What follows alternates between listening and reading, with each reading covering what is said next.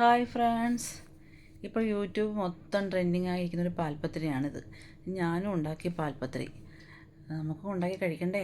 അപ്പോൾ ഞാൻ എലൈറ്റിൻ്റെ മൈദയൊക്കെയാണ് എടുത്തിരിക്കുന്നത് പാൽപ്പത്തിരി ഉണ്ടാക്കാനായിട്ട്. അതിനാദ്യം തന്നെ ഒരു 1.5 കപ്പ് മൈദ ഞാനൊരു മിക്സിയുടെ ജാറിലേക്ക് ഇടുവാണേ. 1.5 കപ്പ് മൈദയ്ക്ക് ഞാൻ എടുത്തിരിക്കുന്നത് 2 കോഴിമുട്ടയാണ് എടുത്തിരിക്കുന്നത്.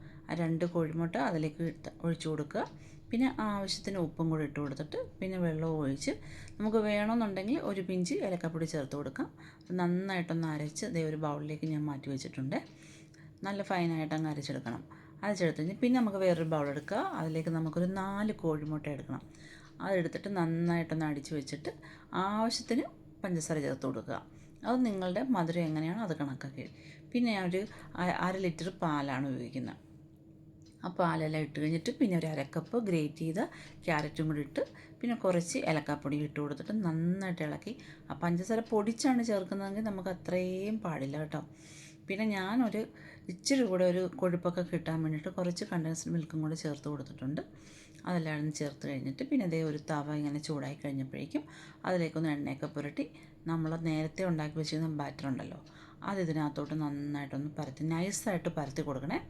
നൈസായിട്ട് പരത്തിയിട്ട് ഒരുപാട് മൂക്കൊന്നും വേണ്ട, ജസ്റ്റ് അപ്പുറം ഇപ്പുറം ഒന്ന് വെറുതെ ഒന്ന് ചൂടാക്കി എടുത്താൽ മതി. ഒത്തിരി മൊരിച്ചെടുക്കണ്ട. അതെടുത്ത് ഞാനിങ്ങനെ അടിക്കടിക്കടിക്ക് മാറ്റി അങ്ങോട്ട് വെച്ചു. ഞാനൊരു 8-9 എണ്ണം അങ്ങോട്ട് ഉണ്ടാക്കിയിട്ടുണ്ടായിരുന്നു തോന്നുന്നേ.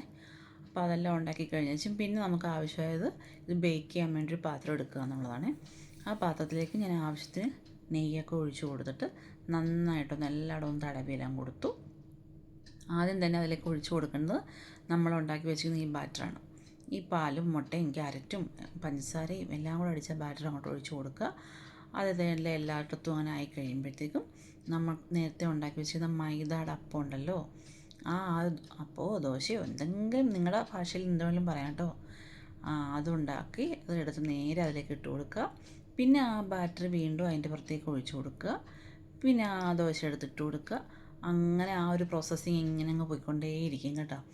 അപ്പോൾ ഇട്ട് കൊടുക്കുക, ബാറ്റർ ഒഴിക്കുക, അപ്പോൾ ഇട്ട് കൊടുക്കുക, ബാറ്റർ ഒഴിക്കുക. അങ്ങനെയൊക്കെ ആയി കഴിയുമ്പോഴത്തേക്കും നമുക്കത് എല്ലാം കഴിയുമ്പോൾ അതിൻ്റെ പുറത്തേക്ക് കുറച്ച് മുന്തിരിങ്ങ നട്ട്സൊക്കെ ഒന്ന് ഇട്ട് അലങ്കരിച്ചെല്ലാം കഴിഞ്ഞിട്ട് അപ്പച്ചമ്പിൽ വെച്ചിട്ടാണ് ഞാൻ വേവിക്കുന്നത്. ഓവനിൽ വെച്ചിട്ടും വേവിക്കാം. അങ്ങനെ വേവിച്ചെല്ലാം കഴിയുമ്പോഴത്തേക്ക് ഇതുപോലെ അടിപൊളി ഒരു പാൽപ്പത്തിരി നമുക്ക് കഴിക്കാം. സൂപ്പർ ടേസ്റ്റാണ്, പറയാതിരിക്കാൻ വയ്യ. അപ്പോൾ എല്ലാവരും മസ്റ്റ് ട്രൈ ചെയ്യണേ. ട്രൈ ചെയ്യാത്തൊരാരെങ്കിലും ഉണ്ടെന്നുണ്ടെങ്കിൽ ട്രൈ ചെയ്ത് നോക്കണം. എല്ലാവർക്കും ഇഷ്ടപ്പെടും. അപ്പോൾ എൻ്റെ ചാനൽ ഇഷ്ടപ്പെട്ടെങ്കിൽ എല്ലാവരും ലൈക്ക് ചെയ്യാനും സബ്സ്ക്രൈബ് ചെയ്യാനും മറക്കല്ലേ. എൻ്റെ എല്ലാ കൂട്ടുകാർക്കും ശുഭരാത്രി നേരുന്നു.